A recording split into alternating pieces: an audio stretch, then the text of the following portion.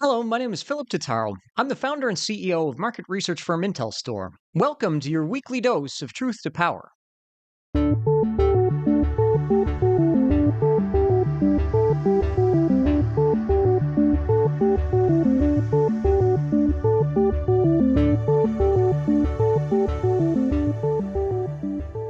Truth to Power examines data driven insights for the energy sector with a focus on renewables. On this week's episode, we'll take a deep dive into the profitability of assets in the United States on the back of the updated annual release of production data from the independent power producers via the EIA.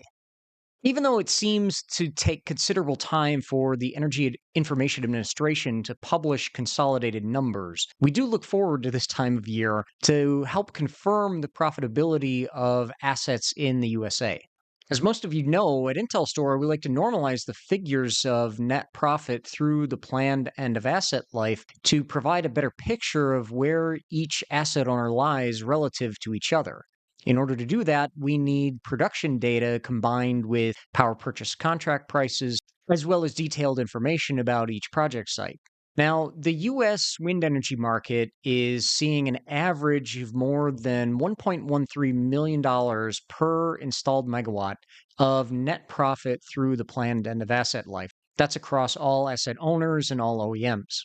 There are a number of asset owners who are above that average who have a large portfolio of 1 gigawatt or more, but also, kind of concerningly, 12 out of 29 of those asset owners with a portfolio of 1 gigawatt or more in the US are actually below that market average net profit. Now, if you take a look at these figures by the wind turbine OEM, whose equipment's being used on each one of the project sites, it's noteworthy that asset owners using GE Vernova, Vestas, and Siemens Gamesa have distinguished themselves from anyone else using other OEM technology that's active in the market. Across the entire installed base, GE Vernova turbines see the highest net profit per installed megawatt at more than 1.25 million. But variations occur depending on asset age and the type of maintenance used for each asset. Generally, very young assets are profitable because they're operating at peak efficiency, but within the first 5 years in operation, it becomes evident how profitable the projects will be long term. Nordex Acciona appears to suffer from the numbers because they're not unfortunately selected for project sites which offer the best technical characteristics, which would allow them to capture the highest possible capacity factors.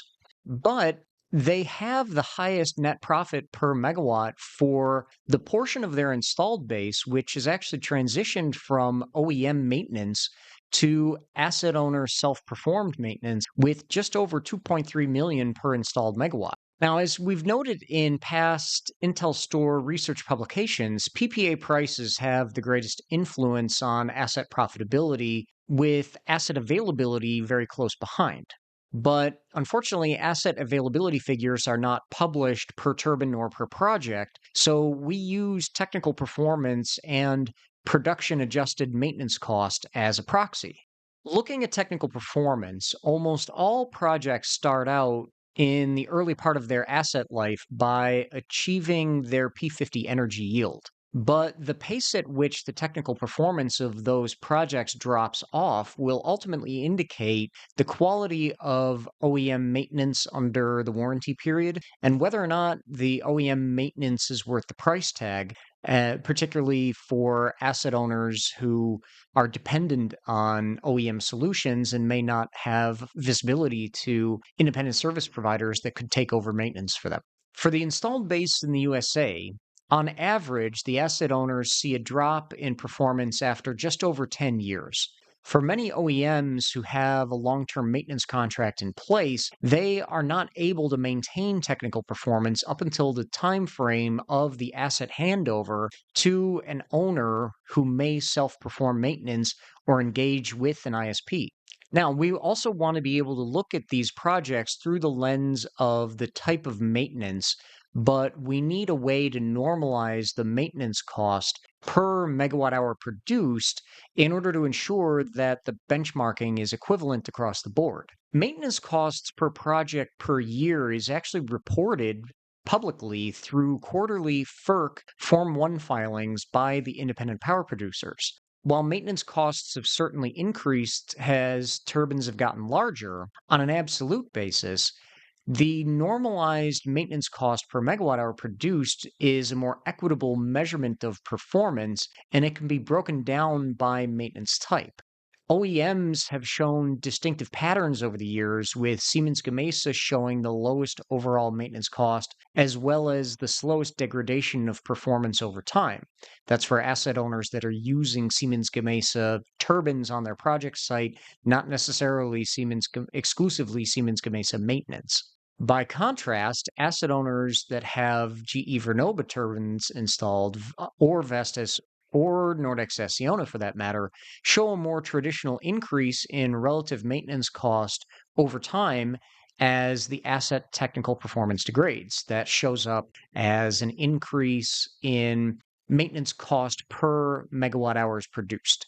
So ultimately, this impacts asset profitability in profound ways. For asset owners using Siemens, they show this slower degradation in technical performance and relative maintenance cost, which allows those asset owners using their turbines to maintain profits over time compared to asset owners who are using anybody else. GE Vernova and Vestas have a more traditional wear out of the technical performance as asset owners have quote unquote run their turbines into the ground, so to speak. But those asset owners benefited financially from having the production tax credit revenue in the early years of the project that helped them sustain a net positive return on capital, even though it resulted in a significant degradation of technical performance. So, IntelStor platform users have immediate access to these data analytics, and that can help you understand and benchmark the performance of asset owners, operators, ISPs, as well as the OEMs. So, if you're looking for a demonstration, please reach out to us at www.intelstor.com or find me on LinkedIn. Thank you for joining me this week. I'm Philip Totaro, and this has been your weekly dose of truth to power. Follow us on IntelStor's YouTube channel as well as your favorite audio platforms, and visit www.intelstor.com to join more than 200,000 subscribers to our renewable energy data solutions. A full analysis of the renewable energy market in the USA is available to subscribers. And this is your last chance to register for the next Wind Summit event in Houston, Texas this October. Visit www.windsummit.org and join hundreds of your industry colleagues from companies like NextEra, EDPR, EDF, Pattern Energy, Clearway, Apex Clean Energy, and more. We hope to see you there.